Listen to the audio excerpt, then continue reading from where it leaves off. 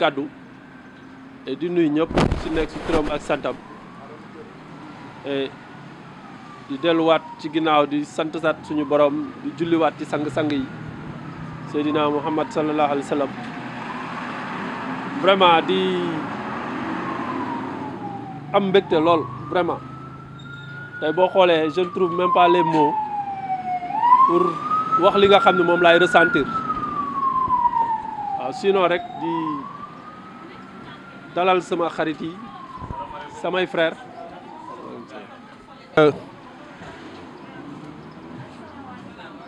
maaleykum salaam dañuy santaat bu baax waaw di nuyuwaat ñëpp di wax ni rek tey dafa nekk journée bu spéciale comme ni ko imam waxee imam Ndiéguène ndaxte tey dama gisaat ay nit yoo xamante ni 89 laa leen gëj a gis ca Dakar Bango ñenn ñi dajawaat nañu après mais mun naa wax ni franchement la majeure partie toog nañu presque plus de 15 ans 20 ans tey la ñuy soog a dajawaat ma am ci mbégte boo xamante ni mun naa wax fi muy tàmbali mais fi muy jeexee wala fi muy yam mënuma ko natt li ma si jàngat rek mooy am regret bu rëy c'est vrai que ni ñun suñu liggéey xamante ni dafa compliqué waaw ñàkk na jot même suñuy famille sax pour nga toog ak ñoom nii ñu def nii lu raar la et di ci jéggalu di wax ni rek je ferai tout de mon possible pour vraiment continuer di accompagner contingent bi tey nag comme dañu nekk di tàmbali réunion bi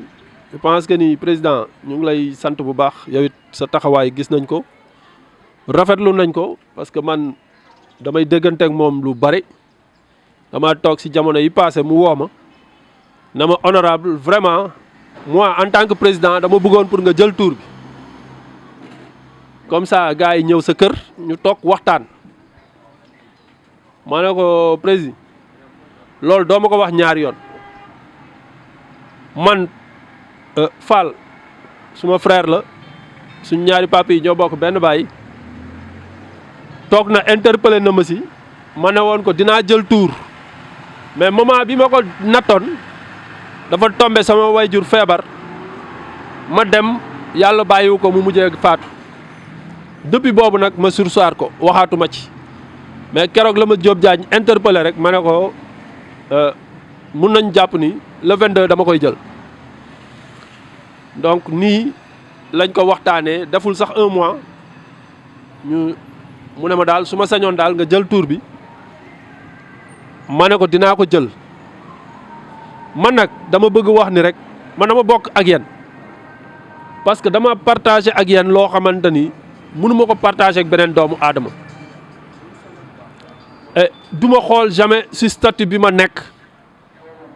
parce que loolu yàlla moo ko def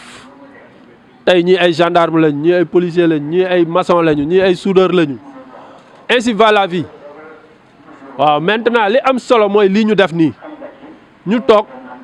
ku ci nekk ci ñun lu mu mën rek pour defal ko sa morom nga def ko. mooy gisu leen ma woon tey di ngeen ma gis fas yéene naa wax dëgg yàlla lu xew ak ku mën a xewle su ma ko yëgee di ngeen ma fa gis incha allahu rabbi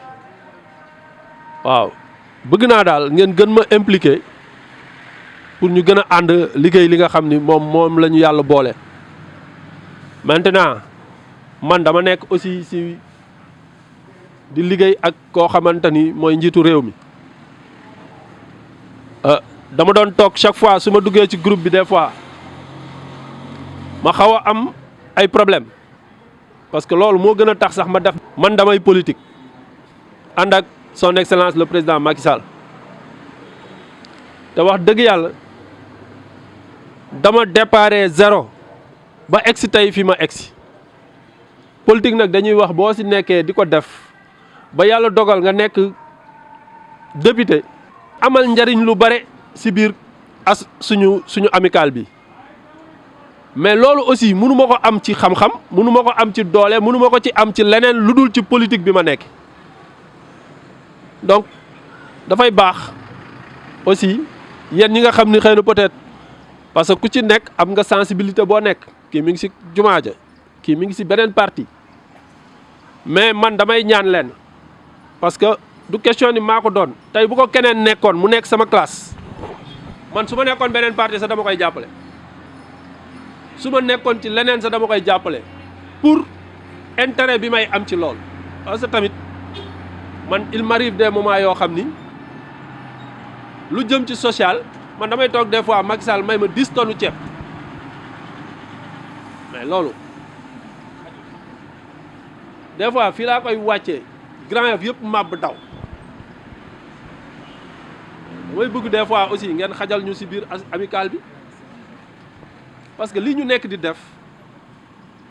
tey dafay baax yéen ngeen jàppale ñu ci daf koy renforcer rek mais du ko wàññi président da koy renforcer rek mais mënu ko wàññi ñun suñu association bi man dama doon wax ni tey bu ñu toogee damay wax ni pourquoi pas mu nekk fondation mën nañ dem vers ça il faut ñu rendre ko mu gën a professionnel démb contingent 9-3 ñu ngi doon def seen assemblée générale démb invité woon nañ ma si mënu ma woon dem chaque fois que ñu aaye seen seen kii dañ may invité parce que ñu ci bëre dama leen xam mais lépp loo gis mu réussir rek organisation la laaj. taxawee ne ñun politique ñu des fois autorité bi tamit pour mu jàppale nit kooku day xaw a jafe parce que ñun ñi di politique dañoo nekk ñoo xam ni dañoo sew ay affaire quoi mun nañ la déglu nii nga wax ba pare mais kii di politique la ñuy gën a soxla que kii taxaw ne politique ma man daal bëggoon naa kàddu ci boobu ñu xool nu ñuy gérer suñu amical pour mu dem kanam te loolu moi je suis partant joxe naa sama temps sama lépp ci lépp loo leen bëgg pour ñu dox ko ma ànd ak yéen ñu dox waaw lu ma mënut a dem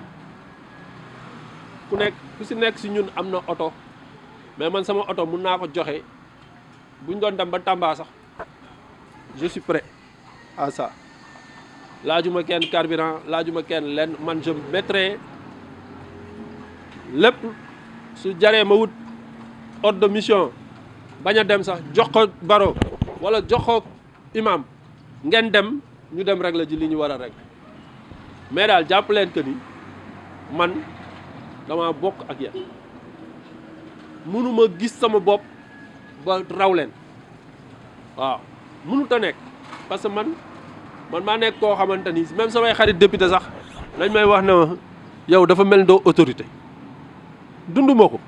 man fi laa juddoo Grand Yoff dama xoslu di progresser di am problème pour fay benn néeg xam nga dëkk fii location des fois ma ameel borom kër ga ay ñetti weer loo ma ci wax rek dund naa ko parce que nag man dama génn bàngoo dañoo quitté armée rek man ma takk jabar man sama taaw architecte la sama deuxième fils il est à l'université donc dama tere rangé wu dund sama life donc lu ne dund naa ko fii ci biir Grand Yoff kon tey bu ñu yegsee fii ñu yegsi dañ koy sante suñu borom mais nag duñ ci yab keneen koo xam ne gis nañ ko ci ginnaaw muy nekk di dund la ñu doon dund parce que jaar-jaar rek la tey ñoo ngi dëkk fii sama kër a ngi nii na ngeen ko def seen kër soxlawul ay ñaan ay wooma ay non man bu ma dund ak yéen lool ku ma soxla je suis à ta disposition ak ci domaine boo ma laaj la waaw côté boo ma laal rek man pare naa pour ñu ànd ko ak yéen tey wax dëgg yàlla secrétaire particulier bu ministre de l'intérieur adjudant chef Thiam suñu classe la classe 9-2 la man waaw mi ngi moom moo nekk tey booy dugg ci Antoine Félix Diome bureau ngay romb dugg boobu moo lay dugal moo lay gunge ba ci buntu ministre bi nga dugg ministre bi ne ko merci mu génnaat waaw donc sànq woo naa ko waxoon na ma dina fi jaar mais nee na ma instant bi mi ngi bureau xat dinaa def le tout possible jaar gis contingent bi parce que gëj na leen gis gëj na leen dégg xam nga ma ne ko nag da nga war a jaar waaw parce que tamit ñun xëy na peut-être yàlla moo ñu def li mu ñu def mais ñun ak yéen benn lañu dañoo defandoo lu ne waaw en tout cas je l'ai parlé mu ne ma classe dama bëgg sax à partir de maintenant ñu gën a taxaw ci affaire bi gën a jàpp ci contingent bi ah Maguette Mbaye aussi wax na yëg na sama tur bi doon na ma wax ne ma classe su gars yi toogee sa bëgg naa nga woo ma wax ñu haut-parleur ko comme ça ñu dégg ma parce que dañuy gisee ñun lu bari bëgg naa daal waxaat leen ni ñun daal man en ce qui me concerne jox naa leen sama bopp jox leen sama lépp lu ma am parce que tey jii nii mënu ma am ay milliards ba mu gën leen waaw tey gis ngeen ma ci anam yoo xamante ni ànd naa ak ay nit gisuñu ma ko ñun defandoo nañ lu ne biir Bango ba yàlla def li mu def tey vraiment am ñoo xam ne tey génn nañ fi jóge nañ fi ñoo ñit comme ni ko imaam waxee rek saa yu ñu jullee nañ leen di ñaanal ndaxte defuñu lu tax ñu jóge fi yàlla suñu borom la neex mu def ko noonu kon donc non man daal jàpp naa ni ñoo bokk ndey ak baay di joxewaat sama lépp lu ma am rek je suis prêt à le partager avec le contingent mais bëgg naa ngeen jàppale ñu aussi ñun tamit si li ñuy yëngatu parce que loolu moo ñuy gën a dëgëral daal li daal laa amoon li may wax parce que dafa jafe nga gis suñu contingent li mu am amul benn contingent bu ko am waaw ñun tey yàlla dogal na suñu biir contingent ñu am un député dans notre contingent loolu dafa rare wala ku ko amit gisuñu ko waaw on a un ambassadeur dans notre contingent on a des colonels xam la dans notre contingent ah bi donc loolu bu ñu fédérer nos forces dara waruñu mën a téye mais nag toujours li may waxo rek daa si dellu si waat jàpp leen ngeen comprendre que ni ñun on fait de la politique parce que politique moo tax ñu exister waaw ngeen jàppale ñu si loolu je pense que ni ñun it en retour dinañu apporter suñu touche si biir association bi li daal laa amoon li may wax vraiment di nuyu ñëpp di sant ñëpp waaw di wax ni vraiment man contingent bi dama ci fier waaw parce que da ngay gis ay ñoo xamante ne xoolal Ablaye Diallo ngi nii Ablaye chaque jour mu woo ma classe ma ne ko wëy mu ne ma xoolal des fois mu wax ma dara ma ne ko waaw dinaa ko def suba mu woowaat ma mais booy def nga ko ma ne ko non rek mu commencé da ko ne xam nga Daouda Mbaye dama dajeek moom place de l'Indépendance nii on s'est retrouvé xoolal jour boobu mu jël vidéo balancé ko ci groupe bi après xam nga dafa neex daal waaw man damay ñëw CBAO dugg CBAO génn dem seeti xam nga mu nekk loo xamante ni wax dëgg yàlla dafa neex waaw en tout cas ñun on est vraiment fiers du contingent di nuyu ñëpp ku ci nekk ci turam ak santam di woote rek ñu gën a jàppante parce que lépp loo gis mu réussir rek jàppoo bi moo ko waral